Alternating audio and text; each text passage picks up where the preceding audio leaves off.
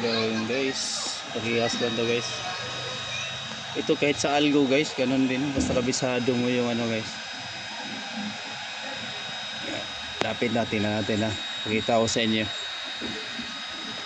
Hindi nabubura yan.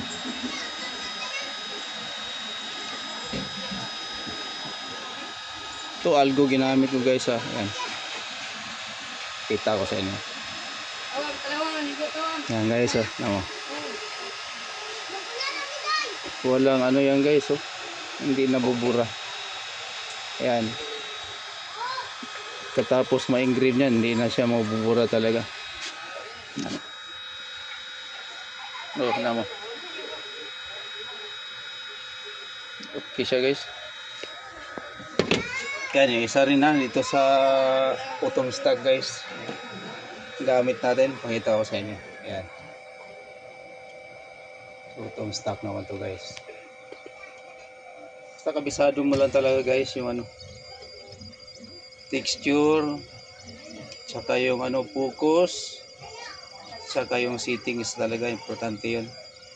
Yung sa apoy, ano talaga siya, tsaka yung speed, yan ang kabisado mo guys. Yan yung sa ano guys ha, kita ko rin sa inyo yan para malaman nyo talaga kung magkaiba ba yung ano sa Algo Lizard saka yung sa autumn stock. Ito autumn stock to guys ha. Kita ko sa inyo parehas pa rin yan, hindi siya nagdudumi.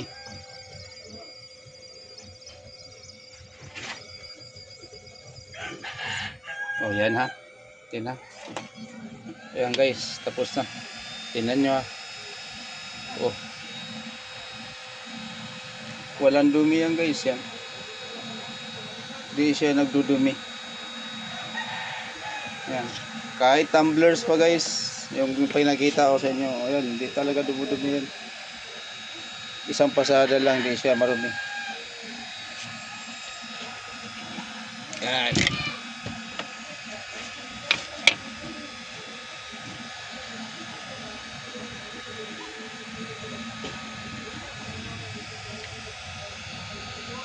Yan guys.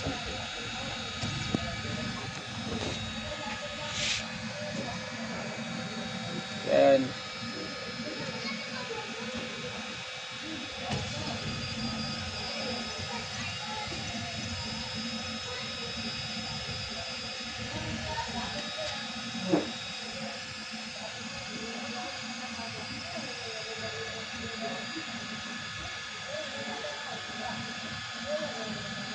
Ulit guys, pakita ko sa inyo yung sa Algo Laser naman para kita nyo talaga yung resulta.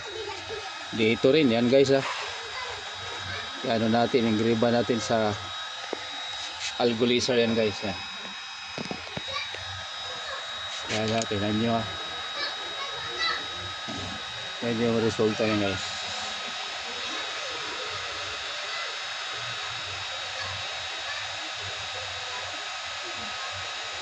Yan.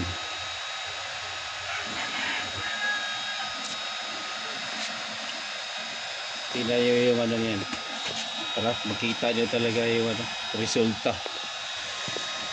Kasi pag ano guys, ang dami ko nang ginawa dati dito. Yung hindi ko kanabisado yung ano ng kahoy. Saka yung focus, wala. Sablay, ang dumi. Dumi yung trabaho mo.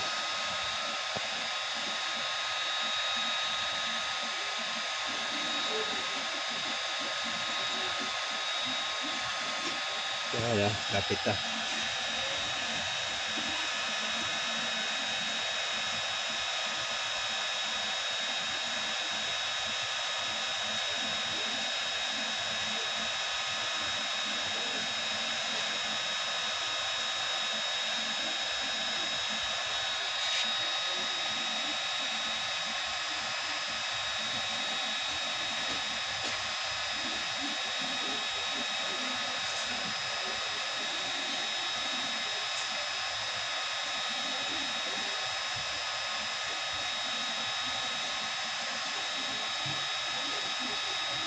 Yan, tapos na guys, tawa.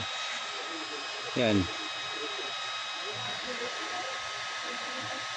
Yan, ulan dumi. Alright. Okay. Guys, magandang tanghali guys. Dito naman sa mga brass guys, pag engrave naman ito, kailangan ganun din, kailangan mo siya na kabisado mo yung texture ng kahoy. At saka yung ano niya, yung ano niya, yung tigas at saka yung lambot, kailangan mong kabisado mo guys. Tapos yung pag-engrave nito, ganun din, kailangan mo ng focus. Alam na alam mo yung focus guys ng laser mo. Kasi pag hindi mo alam guys, pati yung buga ng hangin at saka yung ano guys ng apoy ayun sa laser mo, ayan guys, pag ganituhin mo, wala, madumi. Ito guys, oh, walang dumi, wala siyang dumi, hindi siya lumalabas yung ano na, yung as niya. Yan guys, to yan gamit ko ngayon guys is yung ano ko, autumn stock. Yan, autumn stock yan guys, autumn stock. Yan, tignan mo guys ha. Yan. Yan, kailangan mo lang talaga kabisado yung kasi pag hindi mo kabisado guys yung texture din ng kahoy, pati yung focus ng laser mo, pati yung buga ng ano mo, speed mo, at saka yung apoy, hindi mo maano yan guys, hindi mo makukuha yung ganito guys. Tingnan mo guys ha, pakita ko sa inyo yung resulta nito. Kadalasan kasi ito guys, pag hindi mo kabisado, pag hawak mo pa lang ng ganyan sa ano mo, nabubura yung ano mo, dudumi. Yan, tingnan ko, pakita ko sa inyo guys ha, yung resulta. Yan, kailangan kabisado mo lang guys talaga. Yan, tingnan mo ha, tingnan natin kung nabubura ba o hindi. Tingnan mo guys ha. O ayan o, hindi nabubura yan guys. Yan, talagang maganda yung ano niya, resulta niya. Yan, kabisaduhin mo lang talaga guys.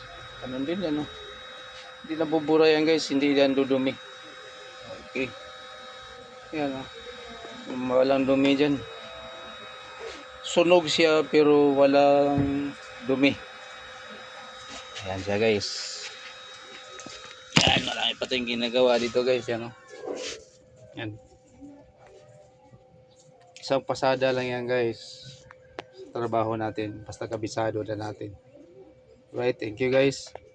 Yan guys, iba naman to guys, magkapal yung ano nito, yung paint ng ano nito, ginagamit ng tumbler na to guys. Ito makapal siya guys, hindi katulad dito guys, iba naman to, medyo may kanipisan to. Kaya yan, kailangan kabisado mo yung ano, texture guys, kasi hindi yan maglalabas ng black. Ang lalabas niyan is stainless pag hindi mo kabisado ang ano yan, yung focus, saka yung buga, yan, saka yung speed niya guys, kailangan kabisado mo talaga yan. Pero ang pinaka-importante sa lahat, yung pinaka-texture ng ini-engravean mo guys, kasi pag hindi mo kabisado yan, sunog yan guys. Tapos yung ibang resulta naman dyan is stainless na ang labas, hindi na siya ganyan na black. Pakita ko sa inyo ang kabuuhan yan mamaya guys. Ito na yung resulta guys ng engraving natin kasi ano na siya guys, basta kabisado mo yung ano guys, pag sunog niya yan, maganda na siya agad. Yan o, yan, yan, hindi yan napapala guys. Yan, kasi pag sobra mo ano yan, nasa ano yan, tatanggal yan, tapos stainless lang labas. Kaya ganyan ang light engraving.